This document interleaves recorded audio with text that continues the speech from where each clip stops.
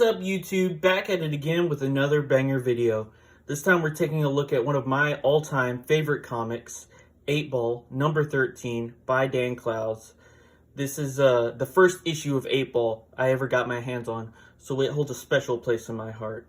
For those of you who don't know, 8-Ball is a series. It ran for 23 issues, published by Fantagraphics.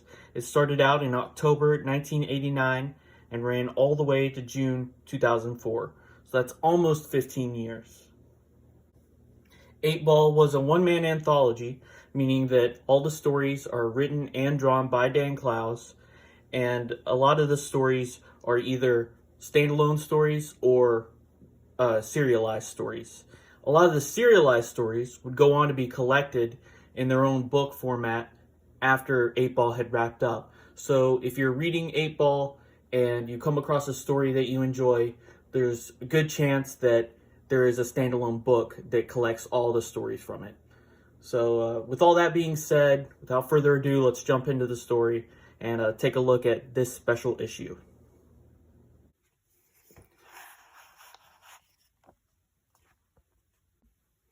The story we're looking at now is called Blue Italian Shit, and it's only 7 pages long, and it feels like a lot longer. It's amazing how much story he's able to tell in such few amount of pages. And this idea of telling a full story in only a few pages, it comes back again and again in his work.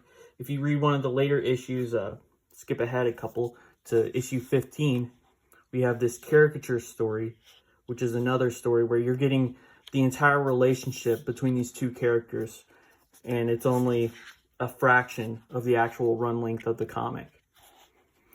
There's not many people in comics who can tell that type of story, especially in modern comics with, the decompressed storylines. He's able to cover so much ground in only a few pages. It's something that I really admire. And when I was reading this for the first time, it's something that really stood out to me and made me say, wow, this guy's special.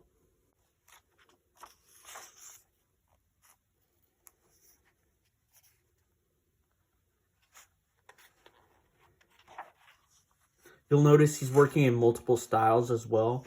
I've always compared Dan Clowes' earlier artwork, the Lloyd Llewellyn period, the early 8-Balls, as being more of a Bernie Krigstein style.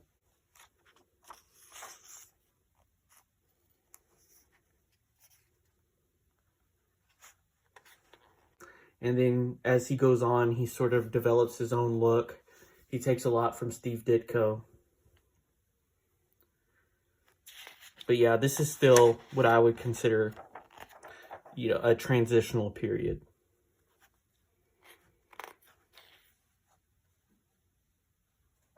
Here's where Ghost World starts. You may be familiar with the movie that came out. There are some significant differences. I do prefer the comic more than the movie. There were some big story changes.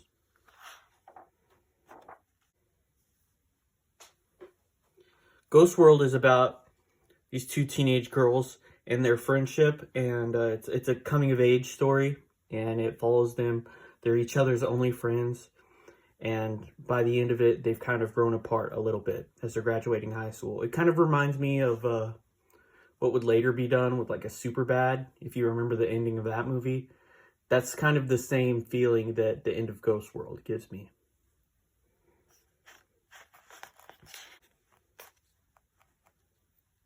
Yeah, it's definitely bittersweet.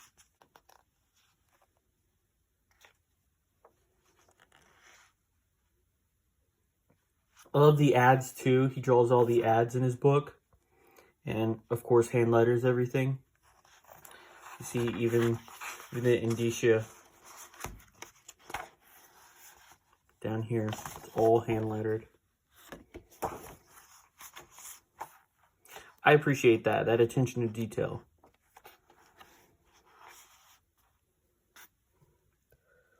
So like I said, he would serialize different stories. We had, the first one he did was Like a Velvet Glove, Cast in Iron. Ghost World is a popular one. Then he does stuff like Ice Haven and The Death Ray later on. If you're interested in reading these stories, I would recommend picking up this book, The Complete 8-Ball.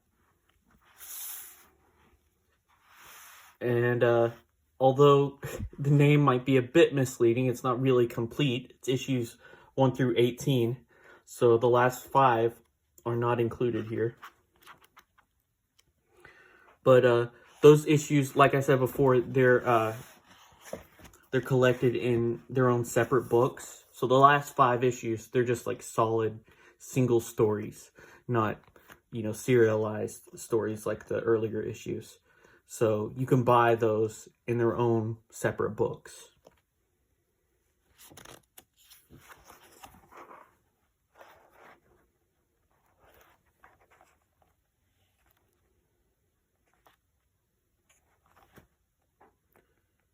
It includes the ads too. The ads, the covers.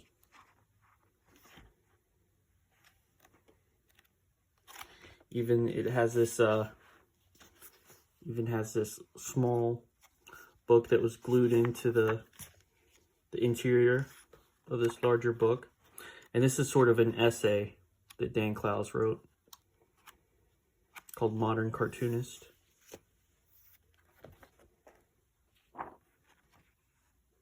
Also gives you some behind the scenes info on some of the issues. I really like that.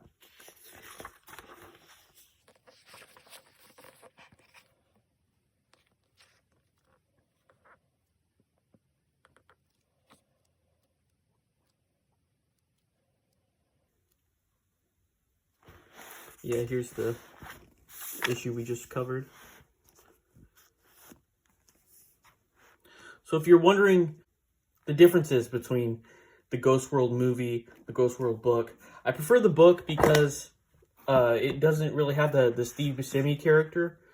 I felt that the character was even though I like Steve Buscemi, the relationship is a little bit uncomfortable from my perspective. That character is very minor in the book, so I much prefer the love interest in the story.